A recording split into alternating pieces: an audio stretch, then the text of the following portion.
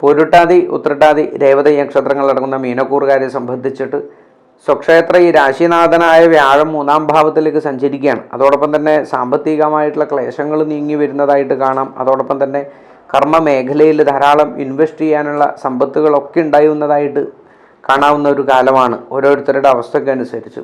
എങ്കിൽ പൊതുവെ ജീവിതത്തിൽ അഭിവൃദ്ധി പ്രതീക്ഷിക്കേണ്ടുന്ന ഒരു വാരം തന്നെയാണ്. പ്രത്യേകിച്ചും വിവാഹ, വിദ്യാഭ്യാസ യോഗങ്ങളൊക്കെ പൂർണ്ണമായിട്ട് വരുന്ന ഒരു വാരമായിട്ട് മനസ്സിലാക്കാം. വിദ്യാർത്ഥികളെ സംബന്ധിച്ചിട്ടാണെങ്കിൽ ഈ വാരം കഴിഞ്ഞാൽ തന്നെ വിദേശ യോഗങ്ങൾ പൂർത്തീകരിക്കാൻ സാധിക്കും. വാരാന്ത്യം ഏകദേശം 25-ാം തീയതിയോട് കൂടിയിട്ടൊക്കെ വിദേശ കാര്യങ്ങളിൽ തടസ്സം നീങ്ങുന്നതും വിദ്യാർത്ഥികളുടെ കാര്യങ്ങളൊക്കെ അനുകൂലമായിട്ട് അറിയാം. നമുക്ക് ആ മീനൻ രാശിയിലാണ് ബുധൻ്റെ സഞ്ചാരം. ഇപ്പോൾ മേടൻ രാശിയിലേക്കാണ് ഇനി പോവേണ്ടത്.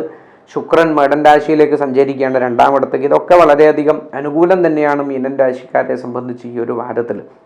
എങ്കിൽ ഈ നിത്യവേതനം ജോലി ചെയ്യുന്നവരെ സംബന്ധിച്ചൊക്കെ ഒരു അലസത വന്നു ചേരാനുള്ള ഒരു കാര്യമുണ്ട്. അതോടൊപ്പം തന്നെ ദൂരയാത്രകൾ വേണ്ടി വന്നേക്കാം ഈ ഒരു വാരത്തിൽ.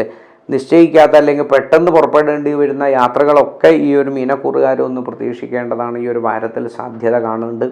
എങ്കിൽ തീർത്ഥാടനങ്ങളും അതോടൊപ്പം തന്നെ ആധ്യാത്മിക മേഖലകളിലൊക്കെ ഒന്ന് ശ്രദ്ധിക്കാനുള്ള ഒരു കാര്യം, ഒരു യോഗമുണ്ട് ഈ ഒരു വാരത്തിൽ.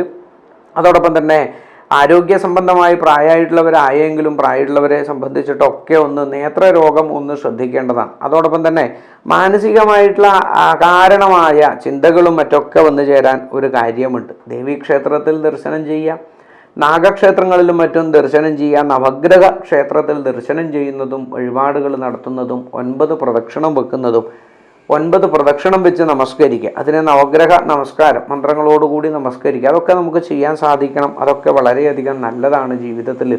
അതൊക്കെ ചേർത്ത് വെക്കാൻ വേണ്ടി സാധിക്കുക. ശനിക്ഷേത്രത്തിൽ നീരാഞ്ജനം ചെയ്യുന്നതും ഒക്കെ നമ്മുടെ കഷ്ടതകളും അതോടൊപ്പം തന്നെ നഷ്ടങ്ങളും മാറിക്കിട്ടുന്നതിന് വളരെയധികം നല്ലതാണ്. ദേവീക്ഷേത്രത്തിൽ ദർശനം ചെയ്യുന്നതും ലളിതാ സഹസ്രനാമം പാരായണം ചെയ്യുന്നതും ഒക്കെ ഈ ഭാഗ്യ തടസ്സങ്ങൾക്ക് ഒരു പരിധി വരെ അത് മാറിക്കിട്ടാൻ ഒരു പരിഹാരമാണ്. അതൊക്കെ ചേർത്ത് വെച്ച് ഈ ഒരു വാരം നന്മയോടുകൂടി പൂർത്തീകരിക്കാൻ സാധിക്കട്ടെ നിങ്ങൾക്ക് ഏവർക്കും എന്ന് പ്രാർത്ഥിക്കുന്നു.